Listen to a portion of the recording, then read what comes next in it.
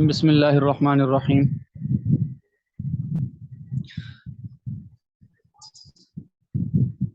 مسائل بہشتی زیور، حصہ اول، صفحہ نمبر 112۔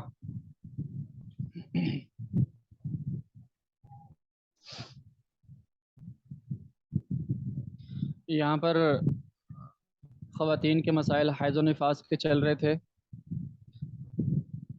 انہی مسائل کے سلسلے میں آگے اور بھی باتیں آ رہی ہیں۔ صفحہ نمبر 112 کے بالکل شروع میں مسئلہ ہے کہ اگر پورے 10 دن حیض آیا تو جب سے خون بند ہوا ہے اسی وقت سے صحبت کرنا درست ہے، چاہے نہا چکی ہو یا ابھی نہ نہائی ہو۔ بات یہ چل رہی تھی کہ اگر عورت کو جو ایام اس کے ماہواری کے ایام ہیں وہ 10 دن سے اگر کم ہوں، 3 سے منیمم تو مقدار ان ایام کی 3 ہے، 3 سے تو اوپر ہی ہونا چاہیے، لیکن 10 دن سے کم ہے، 4-5 دن مثلا اس کی عادت ہے۔ اگر 10 دن سے کم کسی بھی دن حیض بند ہو گیا، ماہواری بند ہو گئی، مینسز، اس صورت میں اس وقت تک شوہر اس سے صحبت نہیں کر سکتا جب تک اس عورت کے ذمے ایک نماز نہ آ جائے یا عورت غسل نہ کر لے۔ لیکن اگر وہ حیض پورے 10 دن میں جا کر بند ہوا تو پھر اسی وقت صحبت کرنا درست ہے، کیونکہ 10 دن سے اوپر تو حیض کی مدت ہی کوئی نہیں۔ جب پورے 10 دن گزار کر حیض بند ہوا تو اب اس سے آگے چونکہ مدت حیض کی ہے ہی نہیں، تو اس لیے شوہر کے لیے بغیر نماز کے ذمے آئے، عورت کے ذمے میں نماز آئے بغیر بھی، اور عورت کے غسل کیے بغیر بھی مرد کا اس کے شوہر کا اس سے صحبت کرنا جائز ہے۔ یہ حیض کا مسئلہ تھا۔ اسی طرح نفاس کا مسئلہ بھی ہے کہ جب نفاس کا خون بھی پورے 40 دن پر ختم ہوا ہو تو اس وقت صحبت کرنا درست ہے، لیکن حیض و نفاس دونوں صورتوں میں عورت اگر پہلے نہا لے تو یہ بہتر ہے، نہا لینا بہتر ہے تاکہ اچھی طرح صفائی حاصل ہو جائے۔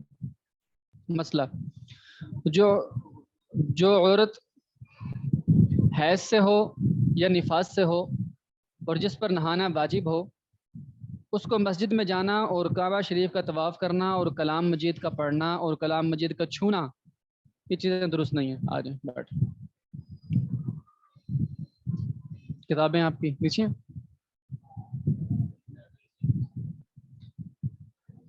چلیں یہ سامنے رکھ لیں۔ مسئلے یہاں سے اب یہ شروع ہو گئے ہیں کہ حیض و نفاس والی عورت جو ہوتی ہے وہ ناپاک ہوتی ہے، تو حیض اور نفاس کی حالت میں وہ کیا کچھ کر سکتی ہے، کیا کچھ نہیں کر سکتی۔ قرآن کو پکڑنے کی بات ہے، مسجد میں جانے کی بات ہے، کیا کر سکتی ہے کیا نہیں کر سکتی، اس کے بارے میں مسئلے آ رہے ہیں صفحہ نمبر 112 پہ۔ تو مسئلہ، جو عورت حیض سے ہو یا نفاس سے ہو، دوسرے نمبر پر مسئلہ ہے یہ، جو عورت حیض سے ہو یا نفاس سے ہو اور جس پر نہانا واجب ہو، اس کو مسجد میں جانا اور کعبہ شریف کا طواف کرنا اور کلام مجید کا پڑھنا اور کلام مجید کا چھونا درست نہیں۔ کیا کچھ منع ہو گیا؟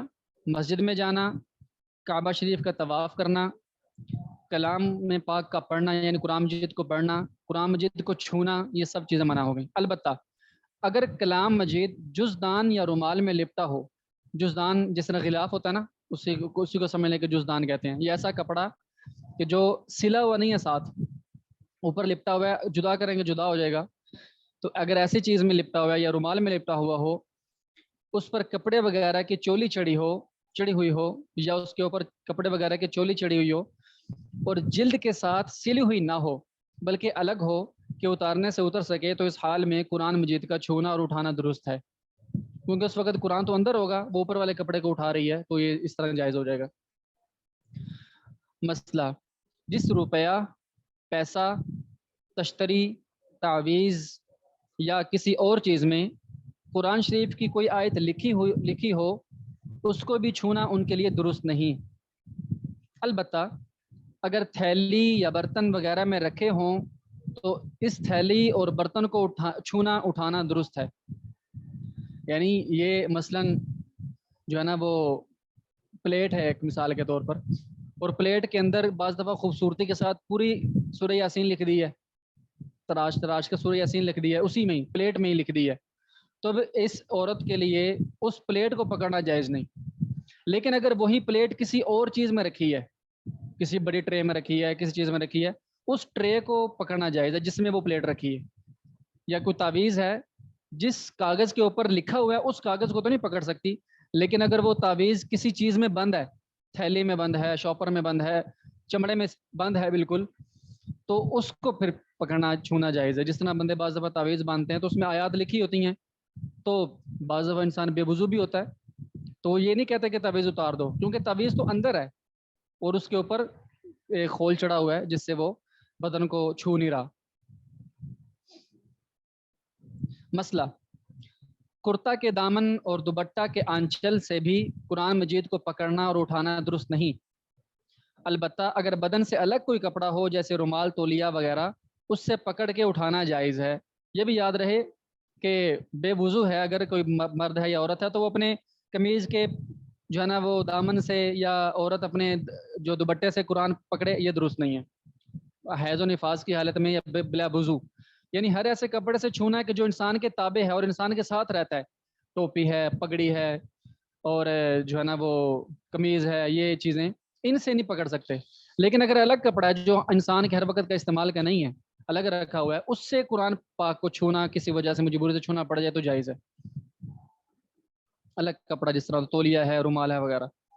مسئلہ، اگر پوری آیت نہ پڑھے بلکہ آیت کا ذرا سا لفظ یا آدھی آیت پڑھے تو درست ہے. پیچھے آیت ہے نا کہ قرآن مجید کی تلاوت نہیں کر سکتی، تو آگے بتا رہے ہیں کہ پوری آیت نہ پڑھے بلکہ آیت کا ذرا سا لفظ یا آدھی آیت پڑھے تو درست ہے، لیکن آیت اتنی بڑی نہ ہو کہ اس کی آدھی کسی چھوٹی سی آیت کے برابر ہو جائے. یعنی یوں تو کہہ دیا کہ آدھی آیت پڑھ لے، لیکن وہ آیت اتنی بڑی ہے کہ اس کی مزید اگر آدھی کریں پھر بھی ایک پوری آیت بن جاتی ہے تقریباً، تو یہ جائز نہیں ہے. جس طرح آیت الکرسی ہے، اب آیت الکرسی اگر آدھی بھی کوئی خاتون پڑھتی ہے تو جو آدھی جو ہے نا اس کا بھی اگر ہاف کیا جائے، یعنی اس آدھی کا بھی اگر ہاف کیا جائے تو قرآن مجید کی دوسری آیات کے برابر بن جاتی ہے. اس لیے ایک ہی مرتبہ میں اتنا نہیں پڑھنا چاہیے، بلکہ آگے طریقہ آ رہا ہے کس طرح پڑھنا چاہیے. اگر قرآن پاک کی تلاوت کرنا چاہتی ہے تو لفظ توڑ توڑ کر پڑھے، وہ آگے آئے گا انشاءاللہ. مسئلہ، اگر الحمد کی پوری صورت یا معوذتین کہتے ہیں جو قرآن پاک کی آخری دو صورتیں ہیں، ان میں اعوذ کا لفظ آتا ہے نا، قل اعوذ برب الفلق، قل اعوذ برب الناس، اس کی وجہ سے ان کو معوذتین کہتے ہیں. اچھا، اگر الحمد کی پوری صورت، الحمد کی پوری صورت کون سی ہے؟ الحمدللہ رب العالمین الرحمن الرحیم، سورہ فاتحہ. یہ پوری صورت اگر کوئی عورت حیض و نفاس کی حالت میں پڑھ لے، یا معوذتین دعا کی نیت سے پڑھے، یا دعائیں جو قرآن پاک میں آئی ہیں ان کو دعا کی نیت سے پڑھے، تلاوت کے ارادے سے نہ پڑھے تو درست ہے، اس میں کچھ گناہ نہیں. یہ بھی ہے کہ قرآن پاک تو پڑھنا منع ہے حیض و نفاس کی حالت میں، لیکن قرآن پاک کی جو آیات دعائیہ ہیں اللہ تعالیٰ کے حمد کی، سورہ فاتحہ جس طرح، تو اس سورہ فاتحہ کو نماز میں بطور قرآن بھی پڑھا جاتا ہے اور نماز کے علاوہ دعاؤں میں بطور دعا بھی پڑھا جاتا ہے. تو جو چیزیں بطور دعا پڑھی جا سکتی ہیں ان کو بطور دعا کے پڑھا جا سکتا ہے، وہ بے شک پوری آیت کیوں نہ ہو، وہ جائز ہے. کیونکہ اس وقت قرآن پڑھنے کی نیت نہیں ہوتی بلکہ دعا مانگنے کی نیت ہوتی ہے، تو دعا مانگنے کی نیت سے اس کو پڑھ سکتے ہیں. معوذتین آخر قل اعوذ برب الناس مالک الناس، اس میں بھی دعا ہے کہ میں اپنا قل اعوذ برب الناس، میں لوگوں کے رب کی پناہ پکڑتا ہوں یا پکڑتی ہوں، تو اس میں دعا ہے.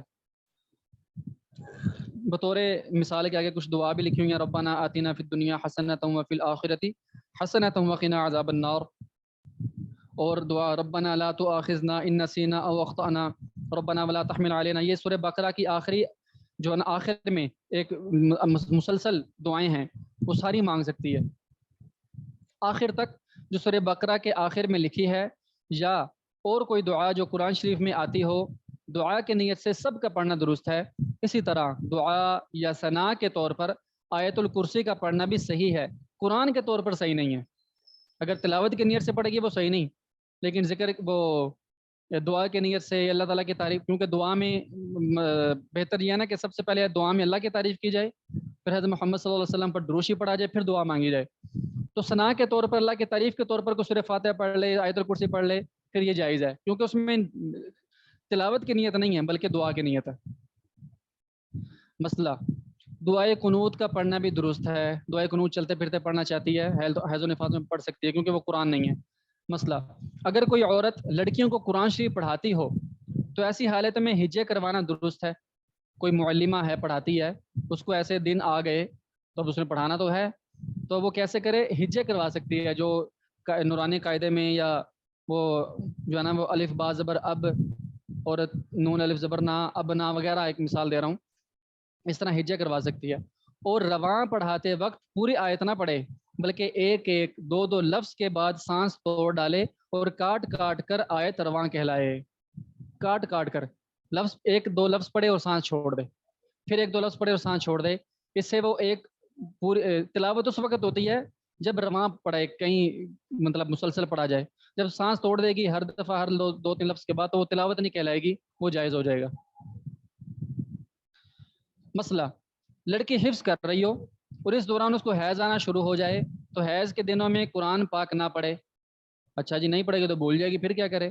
تو آگے بتا رہے ہیں پڑھا ہوا یاد رکھنے کے لیے دو طریقے ہو سکتے ہیں۔ نمبر ایک، کپڑے وغیرہ سے قرآن پاک کو کھول کر بیٹھے اور قلم وغیرہ کسی چیز سے ورق پلٹائے۔ کپڑے وغیرہ سے کھول لے، اپنی چادر وغیرہ سے نہیں، باہر کا کوئی کپڑا ہو علیحدہ، اس سے قرآن پاک پکڑ کے کھول کے بیٹھے اور قلم وغیرہ کسی چیز سے سٹک سے یا اس طرح کر کے اس کو قرآن پاک کے صفحات آگے پیچھے پلٹ لے۔ اچھا، اور قرآن پاک میں دیکھ کر دل میں پڑھے، زبان نہ ہلائے۔ قرآن کو دیکھنا جائز ہے، چھونا جائز نہیں ہے، دیکھ سکتی ہے اور زبان سے نہ پڑھے، دیکھ کر دل میں پڑھتی رہے یا زبانی بھی دل میں پڑھتی رہے، زبان نہ ہلائے، بس منہ بند رکھے بالکل۔ اچھا، دوسرا طریقہ کیا ہے؟ کوئی تلاوت کر رہا ہو، اس کے پاس بیٹھ جائے اور سنتی رہے، سننے سے بھی یاد ہو جاتا ہے۔ اچھا جی، اگلا مسئلہ کلمہ اور درود شریف پڑھنا اور خدائے تعالیٰ کا نام لینا، استغفار یا کوئی اور وظیفہ پڑھنا جیسے لا حول ولا قوت الا باللہ العلی العظیم منع نہیں ہے، یہ سب درست ہے، ذکر اذکار جائز ہیں، جتنے مرضی کرتے رہیں۔ مسئلہ حیض کے زمانے میں مستحب ہے کہ نماز کے وقت وضو کر کے کسی پاک جگہ تھوڑی دیر بیٹھ کر اللہ اللہ کیا کرے تاکہ نماز کی عادت چھوٹ نہ جائے اور پاک ہونے کے بعد نماز سے جی نہ گھبرائے۔ ہاں، یہ عورتوں کی چونکہ نماز کی چھٹی ہو جاتی ہے تو ایسا نہ ہو کہ جیسے ہی ان کو ایام آئیں وہ خوش ہو جائیں، جو نماز سے چھوٹ گئی نا، نہیں، ایسی بات نہیں۔ اللہ کی عبادت کا جو ہے نا وہ موقع تھا، اللہ پاک نے ایک جو ہے نا وہ نظام عورتوں کا بنا رکھا ہے، اس لیے ان کو یہ چاہیے کہ ہر نماز کے وقت میں وضو کریں اور مصلی پر بس تھوڑی دیر کے لیے بیٹھ جائے، تھوڑی دیر ذکر کیا، جتنی نماز کا ٹائم لگتا ہے اتنے ٹائم میں اتنا ٹائم چاہے کر لے، اس سے کم 2-4 منٹ بیٹھ جائے چاہے، تاکہ عادت جو ہے نا اس کی نماز کی وہ برحال رہے۔ اگر بالکل نہیں پڑھے گی، بالکل کچھ نہیں کرے گی تو ممکن ہے کہ جب پاکی کے دن آئیں تو یکدم سے نمازوں کا بوجھ آئے تو اس اپنی طبیعت پر بوجھ محسوس کرے، یار یہ کیا چھٹی اچھی تھی، تو یہ باتیں خیال نہ آئیں، اس لیے یہ ہے کہ وہ اپنی طبیعت وہ نماز کے ساتھ لگانے کی کوشش کریں۔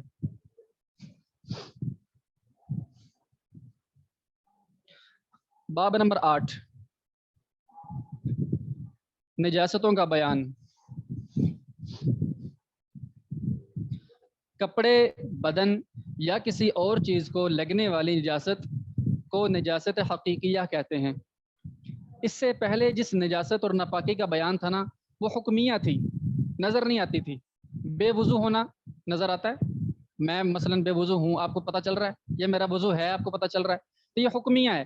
وضو کا ہونا نہ ہونا، غسل کی حاجت ہونا نہ ہونا، یہ پتہ نہیں چلتا، وہ حکمیہ کے سارے مسائل پیچھے گزر چکے۔ اب نجاست حقیقیہ آ رہی ہے، حقیقیہ یعنی جو نظر آئے، جو خارج میں نظر آتی ہے۔ اچھا جی، آگے اس کی پھر 2 قسمیں ہیں۔ آگے کہتے ہیں کہ نجاست حقیقیہ کی 2 قسمیں ہیں، ایک وہ جس کی نجاست زیادہ سخت ہے، اس کی معاف مقدار تھوڑی ہے، پھر اس کو نجاست غلیظہ کہتے ہیں۔ دوسری وہ جس کی نجاست ذرا کم اور ہلکی ہے، اس کو نجاست خفیفہ کہتے ہیں اور اس کی معاف مقدار زیادہ ہے۔ جو نجاست سخت زیادہ ہے اس کی معاف مقدار بھی کم ہوگی، ظاہری بات ہے، وہ تھوڑی سی بھی لگے گی تو زیادہ نجاست آ جائے گی، اور جو خفیفہ ہے، ہلکی ہے، اس کی جو معاف مقدار ہے نا وہ تھوڑی زیادہ ہے، کیونکہ وہ تھوڑی سی لگ بھی جائے تو تھوڑی سی معافی اس میں تھوڑی زیادہ ہے۔ تو نجاست جو غلیظہ ہے اس میں معافی کم ہے، اور جو نجاست خفیفہ ہے اس میں معافی زیادہ ہے۔ آگے مسائل سے پتہ چل جائے گا۔ اب نجاست غلیظہ کیا ہے، نجاست خفیفہ ہوتی کیا ہے، وہ آگے بتا رہے ہیں۔ خون اور آدمی کا پاخانہ، خون سے مراد بہتا ہوا خون، جمع ہوا خون نہیں، بہتا ہوا خون، اگرچہ بعد میں جم جائے لیکن جمنے سے پہلے وہ بہہ کر لگا ہو۔ خون اور آدمی کا پاخانہ، پیشاب، منی اور شراب، کتے بلی کا پاخانہ اور پیشاب، سور کا گوشت اور اس کے بال اور ہڈی وغیرہ، یعنی اس کی ساری چیزیں، یہ سور کی بات چل رہی ہے، سور کی ساری چیزیں، گھوڑے گدھے خچر کی لید اور گائے بیل بھینس وغیرہ کا گوبر اور بکری بھیڑ کی مینگنی، غرض کے سب حرام اور حلال جانوروں کا پاخانہ، مرغی بطخ اور مرغابی کی بیٹ، گدھے خچر اور سب حرام جانوروں کا پیشاب، یہ سب چیزیں نجاست غلیظہ ہیں۔ چھوٹے دودھ پیتے بچے کا پیشاب پخانہ بھی نجاست غلیظہ ہے۔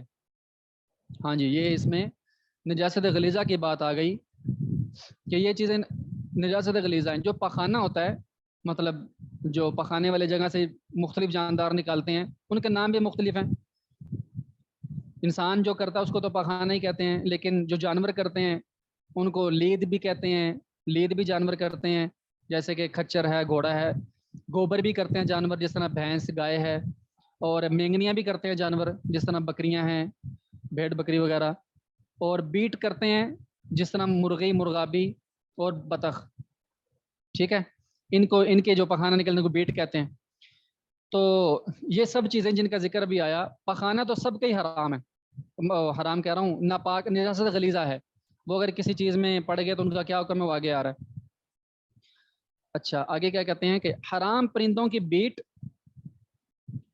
اور حلال جانوروں کا پیشاب، پیشاب یعنی جو پانی، وہ جو پانی کی طرح جو پیشاب کرتے ہیں، ہمارے ہاں نا اردو میں یا پنجابی میں خاص طور پہ پیشاب ہر طرح کے، چھوٹا پیشاب بڑا پیشاب یوں کہہ دیتے ہیں، حالانکہ پیشاب کا لفظ نکلا ہے پیش آب، پیش کہتے ہیں آگے اور آب کہتے ہیں پانی، جو انسان کے آگے سے پانی نکلتا ہے، مرد ہو یا عورت آگے سے پانی نکلتا ہے اس کو پیش آب کہتے ہیں، جو پیچھے سے ہم پخانہ کیا جاتا ہے اس کو پیش آب نہیں کہتے، لیکن ہاں عرف میں ایک لفظ استعمال ہونے لگ گیا سمجھانے کے لیے، بعض دفعہ بول دیا جاتا ہے بڑا پیشاب چھوٹا پیشاب، مگر نہ بڑا پیشاب کوئی چیز نہیں ہوتی، پیشاب ایک ہی ہوتا ہے جو آگے سے آتا ہے، جو پیچھے سے انسان کرتا ہے یا جانور کرتے ہیں اس کو پخانہ کہتے ہیں۔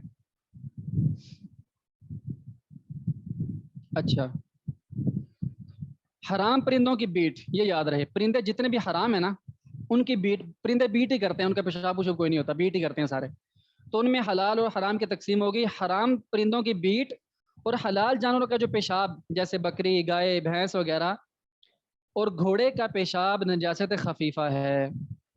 گھوڑا چونکہ عام استعمال کا ایک چیز ہے، اگر اس کی بھی نجاست کو، پیشاب کو نجاست خفیفہ غلیظہ کہہ دیں، سخت کہہ دیں تو مشکل ہوگی، کیونکہ گھوڑے جہاد کے لیے پالے جاتے ہیں، انسان اور چیزوں کے لیے پالتا ہے، اس لیے اس میں تھوڑی آسانی کر دی، خفیفہ ہے۔ مسئلہ نجاست غلیظہ، جس پانی میں پڑ جائے وہ بھی نجس غلیظ ہو جاتا ہے، اور نجاست خفیفہ پڑ جائے تو وہ پانی بھی نجس خفیف ہو جاتا ہے، چاہے کم پڑے یا زیادہ، یعنی جیسی نجاست پڑے گی پانی ویسے ہی بن جائے گا۔ اب آگے پرندوں کے بارے میں ایک دوسری ٹرم آ رہی ہے، مرغی بطخ مرغابی کے سوا، یہ تین جانور ہیں، ان کی بیٹ تھوڑی بڑے سائز کی ہوتی ہے اس لیے ان کو الگ سے ذکر کر رہے ہیں۔ مرغی بطخ مرغابی کے سوا اور حلال پرندوں کی بیٹ پاک ہے، جیسے کبوتر چڑیا مینا وغیرہ۔ مینا جو ہے نا یہ ہمارے ہاں یہ جو لالی جیسے کہتے ہیں، لالی کہتے ہیں ہمارے، پنجابی میں تو پتہ نہیں دوسری زبانوں میں کیا کہتے ہوں گے، مینا وغیرہ، اور چمگادڑ کا پیشاب اور بیٹ بھی پاک ہے۔ جانور جو چمگادڑ ہے نا اس کے بارے میں آتا ہے کہ وہ پیشاب اور بیٹ دونوں کرتا ہے، اس لیے اس کی وہ پاک اس لیے کہ وہ رات کے اندھیرے میں کسی کے اوپر کر جائے کچھ پتہ نہ چلے، وہ اڑتا ہے راتوں میں اندھیرے میں، اور مرد انسان کو رات کے اندھیرے میں کچھ نظر نہیں آتا، اس لیے اس میں تخفیف کی گئی، آسانی دی گئی۔ جو پرندے ہو گئے گویا کہ ان میں صرف تین پرندوں کے علاوہ، مرغی بطخ اور مرغابی، ان کے علاوہ جتنے بھی پرندے ہیں حلال جو ہیں ان کی بیٹ پاک ہے، یعنی اگر وہ کسی کے کندھے پہ گرے کی چڑیا ہے اس نے بیٹ کر دی تو وہ جو ہے نا وہ صرف دھو دینا بہتر ہے، اچھی بات ہے، دھو دینا چاہیے، نشان برا لگے گا، لیکن اگر اس کے ساتھ کسی نے نماز پڑھی تو نماز ہو جائے گی، وہ پاک ہے۔ لیکن اس میں ایک اور مسئلہ یاد رہے کہ اگر جو ہے نا وہ کسی جگہ پر مثلا موٹر سائیکل کھڑی کی ہوئی ہے، اس کے اوپر آپ گئے ہیں تو بیٹ پڑی ہے. اب آپ کو ایک تو بعض دفعہ سائز کے اس حساب سے اندازہ ہو جاتا ہے کہ چڑیا وغیرہ نہیں کہ یہ کسی بڑے جانور کا کام ہے، کوے کا کام ہو سکتا ہے، کوا حرام ہے، اس لیے وہ چیز بھی حرام ہوگی. لیکن اگر اندازہ لگائیں کہ یہ بیٹ چھوٹی سی ہے، بالکل کسی چھوٹی چڑیا کی ہے یا ایسے ہے، تو پھر غالب گمان آپ کا کیا ہے، اس کے مطابق پھر اس کے مطابق عمل کرنا چاہیے. لیکن اگر پتہ نہ چل رہا ہو کہ پتہ نہیں چھوٹے پرندے نے کیے بڑے پرندے نے کیے، اس میں احتیاط ہی ہے کہ احتیاط والا پہلو سے اجتناب کیا جائے، بچا جائے، اس کو دھو دیا جائے اچھی طرح سے. اچھا جی.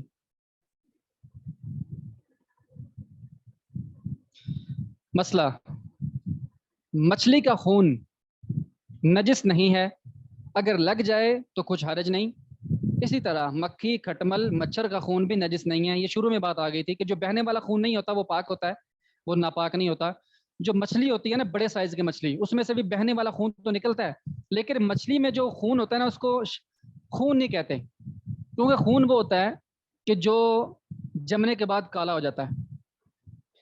جو مچھلی ہے نا، اس کا خون جمنے کے بعد کالا نہیں ہوتا، وہ وائٹ یا کس طرح اور رنگ اس کا بن جاتا ہے. اس لیے وہ جو مچھلی کے اندر ہوتا ہے نا وہ خون. اور دوسری بات یہ کہ خون والا جو جانور ہوتا ہے نا، وہ پانی کے اندر اس طرح نہیں رہ سکتا جس طرح مچھلی رہتی ہے. اس لیے جو مچھلی ہوتی ہے اس کا خون ناپاک ہے، کیونکہ وہ حقیقت میں خون ہوتا ہی نہیں ہے. اچھا. مسئلہ، اگر پیشاب کی چھینٹیں سوئی کی ناک کے برابر پڑ جائیں کہ جب تک غور سے نہ دیکھیں، دکھائی نہ دیں، تو اس کا کچھ حرج نہیں، دھونا واجب نہیں، لیکن اگر دھو لیں تو بہتر ہے. کوئی ایسا چانس ہوا کسی نے مثلا مٹی والی جگہ پر پیشاب کیا جس طرح دیہاتوں میں کیا، تو اچانک ایسے ہوا کہ چھینٹیں پڑ گئیں یا کوئی پتھر سامنے تھا پتہ نہیں چلا، تو اتنی باریک باریک چھینٹیں کپڑوں میں پڑ گئی ہیں، پتہ نہیں چل رہا کہاں کہاں پڑ گئی ہیں، نظر ہی نہیں آ رہی، تو وہ معاف ہیں، وہ معاف ہیں. لیکن اگر زیادہ ہوں اور پتہ چل رہا ہو کہ یار یہاں چھینٹیں نظر بھی آ رہی ہیں، تو وہ دھونا ضروری ہے. اس کے بھی مسائل آگے آئیں گے انشاءاللہ.